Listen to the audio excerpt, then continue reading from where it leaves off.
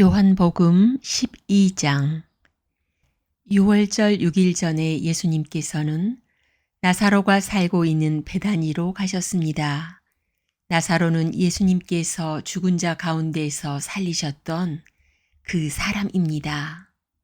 그 집 사람들은 예수님께 저녁 식사를 대접하였습니다.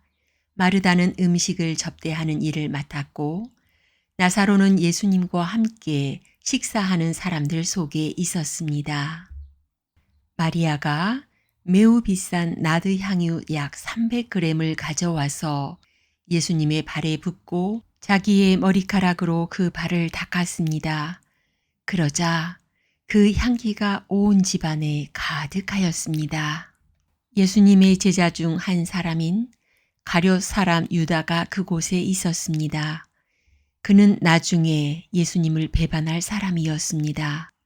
유다가 말했습니다. 이 향유를 팔아 그 돈을 가난한 사람들에게 나누어 주는 것이 좋지 않은가? 이것은 300데나리온에 해당하는 값비싼 것인데 말이야.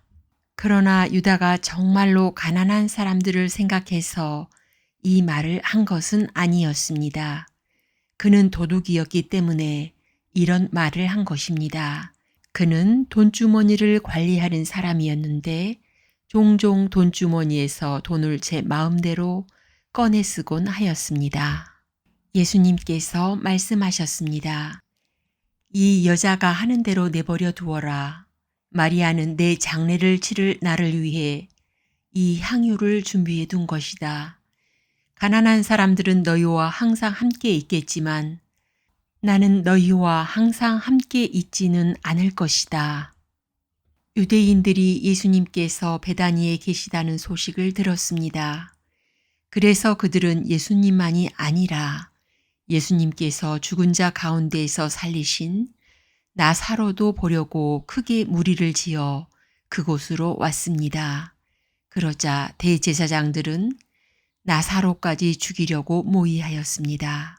이렇게 그들이 나사로를 죽이려고 하는 것은 나사로 때문에 많은 유대인이 예수님께 가서 그분을 믿었기 때문입니다. 다음 날 6월절을 지키러 온 많은 무리들은 예수님께서 예루살렘으로 오신다는 소식을 들었습니다. 그들은 손에 종려나무 가지를 들고 예수님을 맞으러 나갔습니다. 그리고 외쳤습니다. 호산나, 주님의 이름으로 오시는 자에게 복이 있을 것이다. 이스라엘의 왕에게 복이 있을 것이다. 예수님께서는 어린 나귀를 발견하시고는 성경에 기록된 대로 그 위에 타셨습니다. 시온에 따라 두려워하지 마라. 보아라, 너의 왕이 오신다. 그분은 어린 나귀를 타셨다. 예수님의 제자들은 처음에 이 말씀을 깨달지 못했습니다. 그러나 예수님께서 영광을 받으신 뒤에야 비로소 이 말씀이 예수님에 관해 기록된 것이라는 사실과 사람들이 예수님께 이렇게 하였다는 것을 알게 되었습니다. 예수님께서 나사로를 무덤 밖으로 불러내시고 그를 죽은 자 가운데서 다시 살리실 때 예수님과 함께 있던 많은 군중들은 계속해서 예수님께서 행하신 일을 증언하였습니다.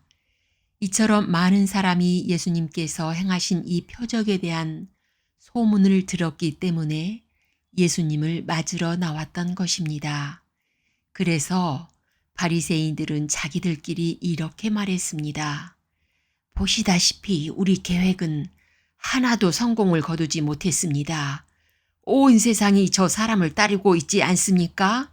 6월절에 예배드리기 위해 예루살렘에 온 사람들 중에 그리스 사람들이 더러 있었습니다. 이 사람들이 갈릴리 베세다 출신인 빌립에게 와서 요청했습니다. 선생님, 우리가 예수님을 뵙고 싶습니다. 빌립이 안드레에게 가서 말하였고 안드레와 빌립은 다시 예수님께 그 말을 전했습니다. 예수님께서 그들에게 대답하셨습니다. 인자가 영광을 받을 때가 왔다. 내가 너희에게 진리를 말한다. 밀알이 땅에 떨어져 죽지 않으면 한 알 그대로 있지만 죽으면 많은 열매를 맺는 법이다.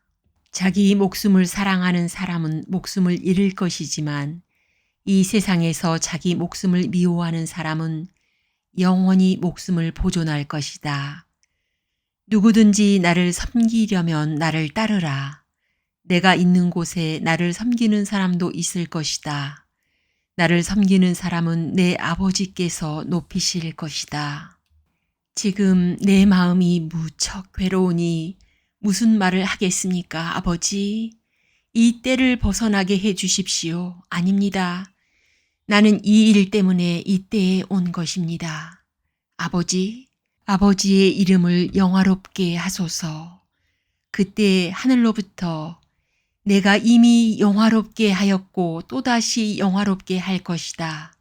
라는 소리가 들렸습니다. 곁에 서서 이 소리를 많은 사람이 천둥 소리가 들렸다고 말했습니다. 그러나 그 사람들 중에는 천사가 그에게 말하였다라고 하는 사람들도 있었습니다. 예수님께서는 이렇게 대답하셨습니다. 이 소리는 나를 위해서가 아니라 너희를 위해서 들린 것이다.